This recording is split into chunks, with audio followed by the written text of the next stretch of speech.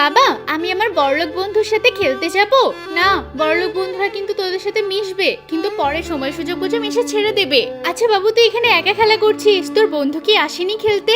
না মা, ও তো এখনো আসলো না। কেন যে আসলো না তাও জানি না, হয়তো কোনো সমস্যায় পড়েছে। আচ্ছা, যদি আসে তাহলে ওর সাথে খেলা করবি, আর যদি না আসে তাহলে আর কি করা যাবে। চল এখন ভিতরে। এই দেখ গাছে কত বড় কলা হয়েছে, আজকে রান্না করব। ভাই, একাই খাচ্ছো? আমাদেরকেও দুই একটা দাও না। আরে আমরা কেন দিতে যাব? বাজারে যাও, বাজারে অনেক আছে।